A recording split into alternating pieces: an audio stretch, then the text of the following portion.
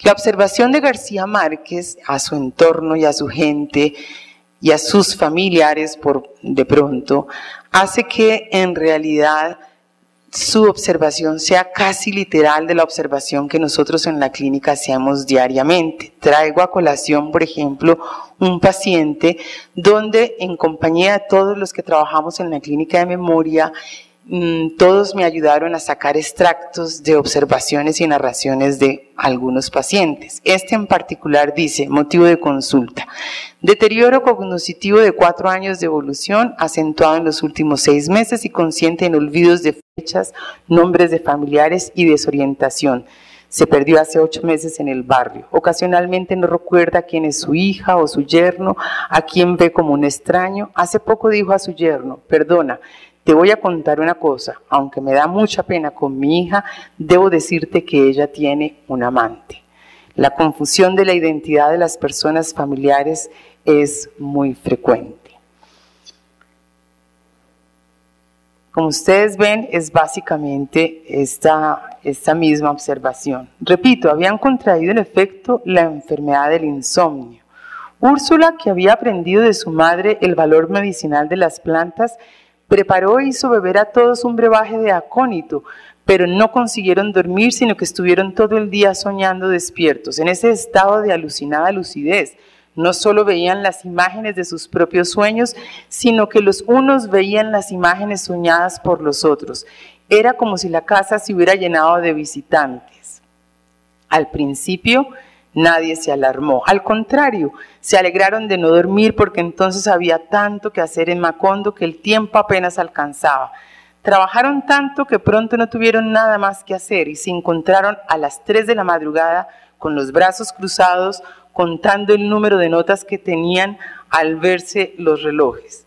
Los que querían dormir, no por cansancio, sino por nostalgia de los sueños, recurrieron a toda clase de métodos agotadores. Se reunían a conversar sin tregua, a repetirse durante horas y horas los mismos chistes, a complicar hasta los límites de la exasperación el cuento del gallo capón, que era un juego infinito en que el narrador preguntaba si querían que les contara el cuento del gallo capón, y cuando contestaban que sí, el narrador decía que no había pedido que dijeran que sí, sino que si querían que les contara el cuento del gallo capón, y cuando contestaban que no, el narrador decía que no les había pedido que dijeran que no, sino que si querían que les contara el cuento del gallo capón, y cuando se quedaban callados, el narrador decía que no les había pedido que se quedaran callados, sino que sí querían que les contaran el cuento del gallo capón, y nadie podía irse porque el narrador decía que no les había pedido que se fueran, sino que si querían que les contara el cuento del gallo capón, y así sucesivamente en un círculo vicioso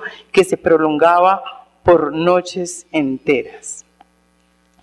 Fue Aureliano que concibió la fórmula que había de defenderlos durante varios meses de la memoria. La descubrió por casualidad. Insomne experto, por haber sido uno de los primeros, había aprendido a la perfección el arte de la platería. Un día estaba buscando el pequeño yunque que utilizaba para laminar los metales y no recordó su nombre. Su padre se lo dijo: Tas. Aureliano escribió el nombre en un papel que pegó con goma en la base del yunquecito. Tas. Así estuvo seguro de no olvidarlo en el futuro. Aquí vemos, en la realidad, motivo de consulta: presenta deterioro cognitivo de 11 años de evolución consistente en pérdida de objetos personales, desorientación en la casa y hasta en su propia alcoba, olvido de nombres de personas y objetos y confusión respecto a la identidad de personas previamente conocidas. Siempre tiene una buena razón para negar lo que le sucede. Hace poco, en visita con la oftalmóloga, ella le indicó que había que cuidar más las gafas, pues estaban muy rayadas. La mía es de mi suegra, dijo. No, doctora, vaya usted a saber de quién son las gafas. Yo estaba jugando cartas y tomé las primeras gafas que tenía a mano. ¿Quién sabe de qué señora serán? Y esas pues en realidad eran sus propias gafas. Como vemos, digamos, generalmente los pacientes tienen los mismos síntomas que vemos en García Márquez, en este otro. Los hijos llevaron a consulta por fallas de memoria que han aumentado en los últimos 6 meses. Durante la actual evaluación, presenta fallas en la evocación de palabras durante el lenguaje espontáneo, dado que responde con monosílabos y le cuesta trabajo contar sus datos autobiográficos. La paciente no reconoce tener alteración en la memoria, no tiene introspección. Dice que viene a acompañar a su esposo, que es quien presenta dificultades. Hay una anomia marcada cuando habla espontáneamente. La familia recuerda la pérdida de la palabra como su principal síntoma. A la evaluación objetiva de memoria, el poco recuerdo y el número de intrusiones o palabras no otorgadas develan la alteración de la memoria más allá del lenguaje. Repito, fue Aureliano quien concibió la fórmula que había de defenderlos durante varios meses. Pocos días después de no poder recordar la palabra das, descubrió que tenía dificultades para recordar casi todas las cosas del laboratorio. Entonces las marcó con el nombre respectivo, de modo que le bastaba con leer la inscripción para identificarlas. Cuando su padre le comunicó su alarma por haber olvidado hasta los hechos más impresionantes de su niñez, Aureliano le explicó su método y José Arcadio Buendía lo puso en práctica con toda la casa y más tarde lo impuso a todo el pueblo. Con un hisopo intintado marcó cada cosa con su nombre: mesa, silla, reloj, puerta, pared, cama, cacerola. Fue al corral y marcó los animales y las plantas: vaca, chivo, puerca, gallina, yuca, malanga, guineo. Poco a poco, estudiando las infinitas posibilidades del olvido, se dio cuenta de que podía llegar un día en que se reconocieran las cosas por sus inscripciones, pero no se recordara su utilidad. Entonces fue más explícito. El letrero que colgó en la cerviz de la vaca era una muestra ejemplar de la forma en que los habitantes de Macondo estaban dispuestos a luchar contra el olvido. Esta es la vaca. Hay que ordeñarla todas las mañanas para que produzca leche, y a la leche hay que hervirla para mezclarla con el café y hacer café con leche. Así continuaron viviendo en una realidad escurridiza, momentáneamente capturada por las palabras, pero que había de fugarse sin remedio cuando olvidaran el valor de la letra escrita. Esto, a nuestra manera de ver, es la revelación más importante de García Márquez. Por primera vez en la literatura, digamos, poética, pero obviamente antes de la científica, se describe lo que es la pérdida de las redes semánticas, que en un caso en particular, en este, es de un paciente de 41 años y es poco más o menos cuando arriban este tipo de pacientes sin una lesión neurológica evidente, pero con una enfermedad progresiva que va avanzando, tal como en la ficción de Macondo, donde en realidad inicialmente se piensa que es alguien que simula, que es alguien que tiene una idea, digamos, de olvido de la utilidad y del significado de las cosas, cuando en realidad hoy conocemos como una demencia semántica o una enfermedad degenerativa primaria con pérdida de la capacidad de recordar el significado de las cosas. En específico, este es un paciente de 41 años, donde en ninguno de los exámenes clínicos y paraclínicos, en resonancia, en absolutamente ninguna prueba clínica, se observa una alteración o daño, pero a través de, llevamos más de 4 años observándolo, vamos a observar lo que ya García Márquez escribió en la literatura. Una emisora radial y de televisión. ¿Qué es un caracol? Dices una emisora radial. El director es Darío Arizmendi. Desconoce que es un animal y recuerda solo el último significado. ¿A qué más se le llama caracol? ¿A qué más se le llama caracol?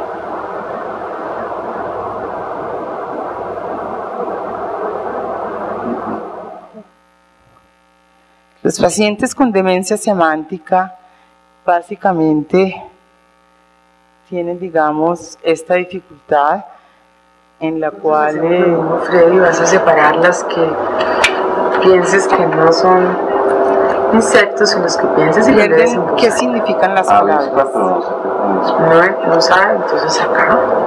Avispa, no sé. Pato. No. Tiene que clasificar si es insecto o no. No, aquí decía. Grillo. Pájaro. Ratón.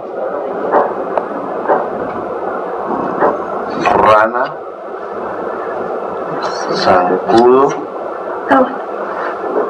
Gallo. Abeja. Hormiga. Ciervo. Él es un profesor universitario y todavía trabaja como profesor. Listo. Vamos a hacer lo mismo con... La pérdida del conocimiento va en cualquier modalidad sensorial, si la ve, si la lee, si la tiene que definir. Son mamíferos. ¿Sabes qué significa mamíferos? No. ¿Qué se te ocurre que sean mamíferos? Que tienen una mamá fea. Que tienen una ¿Que mamá tienen una fea. mamá fea? Claro. Mamíferos. Fea. O sea, que la mamá es fea. Bueno. Entonces yo te voy a ir mostrando y tú me vas poniendo aquí los que son mamíferos y aquí los que no son mamíferos. ¿Este es mamífero? No, esto no. ¿Este es mamífero? Sí, este sí, porque tiene dos cositas acá. te ¿Esto es parece? mamífero? Sí, este sí, porque este tiene estas cositas acá y este las tiene aquí. ¿Este mamífero? Cuidado, porque tiene las paticas acá. ¿Este es mamífero? Tiene tres. Aquí tiene tres. Sí, este también, claro. ¿Este es mamífero? Claro, es el hermano de este, mire, porque está ahí. Son hermanos por el Esto es color, mamífero. por la forma. Y es un poco la descripción que les decía de García Márquez cuando habla de animales que uno pensaría que son absolutamente, digamos, fantasiosos. Así, digamos, en La peste del insomnio en Macondo, cuando todos comienzan con el terror de ya no saber ni qué dice la letra, ni qué significa, nosotros podríamos decir que hoy en día podríamos llegar a conocer el funcionamiento de la mente a través de cosas tan suntuosas como poder observar, digamos, el funcionamiento de... no sé por qué todos los vínculos se perdieron, de poder observar cómo está el cerebro adentro. Por ejemplo, aquí observamos en un examen de tractografía que es sencillamente una visualización de las fibras que forman tractos de comunicación entre áreas anatómicas del cerebro, y en la parte superior ustedes observan de este paciente con amnesia semántica, donde a pesar de que no pueda generalizar los conceptos, no puede aprender los conceptos, le impide incluso que fibras lleguen a partes más anteriores si lo vemos comparado con este sujeto que es absolutamente normal. Pero si ustedes notan la cantidad de fibras y tractos nuevos que hace el paciente en 4 años, corresponden a comunicaciones más sobre lo visual, donde si él no entiende absolutamente nada del significado de las palabras, el significado de las cosas, él no sabe qué es hoy ni mañana, ni solamente vive en el presente, luego no puede viajar mentalmente en el tiempo, en el pasado ni en el futuro, y básicamente es un paciente que se encuentra feliz, un poco como en la parte de 100 años de soledad. Olvidar, digamos, el significado de lo que hay en el mundo implica desconocer qué es un verbo, cuál es la acción, y estos verbos, acciones y palabras hay que enseñárselos uno a uno, y su nuevo aprendizaje es particular y casi único. Y en Macondo, antes de Tulvin, se identificó: el autor antecedió la ciencia, y si lo hizo, se espera como en Macondo, en la realidad real, podamos terminar como termina el capítulo de La peste del insomnio. Derrotado por aquellas prácticas de consolación, José Arcadio Buendía decidió entonces construir la máquina de la memoria que una vez había deseado para acordarse de los maravillosos inventos de los gitanos. El artefacto se fundaba en la posibilidad de repasar todas las mañanas y desde el principio hasta el fin la totalidad de los conocimientos adquiridos en la vida. Lo imaginaba como un diccionario giratorio que un individuo situado en el eje pudiera operar mediante una manivela, de modo que en pocas horas pasaran frente a sus ojos las nociones más necesarias para vivir. Había logrado escribir cerca de 14.000 fichas cuando apareció por el camino de la ciénaga un anciano estrafalario con la campanita triste de los durmientes, cargando una maleta aventurada amarrada con cuerdas y un carrito cubierto de trapos negros. Fue directamente a la casa de José Arcadio Buendía. Visitación no lo reconoció al abrirle la puerta y pensó que llevaba el propósito de vender algo, ignorante de que nada podía venderse en un pueblo que se hundía sin remedio en la tremendad del olvido. Era un hombre decrépito, aunque su voz estaba también cuarteada por la incertidumbre y sus manos parecían dudar de la existencia de las cosas. Era evidente que venía del mundo donde todavía los hombres podían dormir y recordar. José Arcadio Buendía lo encontró sentado en la sala, abanicándose con un remendado sombrero negro mientras leía con atención compasiva los letreros pegados en las paredes. Lo saludó con amplias muestras de afecto, temiendo haberlo conocido en otro tiempo y ahora no recordarlo. Pero el visitante advirtió su falsedad. Se sintió olvidado, no con el olvido irremediable del corazón, sino con otro olvido más cruel e irrevocable que él conocía muy bien, porque era el olvido de la muerte. Entonces comprendió, abrió la maleta atiborrada de objetos indescifrables y de entre ellos sacó un maletín con muchos frascos. Le dio a beber a José Arcadio Buendía una sustancia de color apacible y la luz se hizo en su memoria. Los ojos se humedecieron de llanto antes de verse a sí mismo en una sala absurda donde los objetos estaban marcados y antes de avergonzarse las solemnes tonterías escritas en las paredes. Y aún antes de reconocer al recién llegado en su deslumbrante resplandor de alegría, era Melquiades. Mientras Macondo celebraba la reconquista de los recuerdos, José Arcadio y Melquiades se sacudieron el polvo a su vieja enfermedad. Gracias a los pacientes por sus enormes enseñanzas, colegas, estudiantes y familias, quienes expectantes esperan, digamos, la sustancia de Melquiades. Gracias.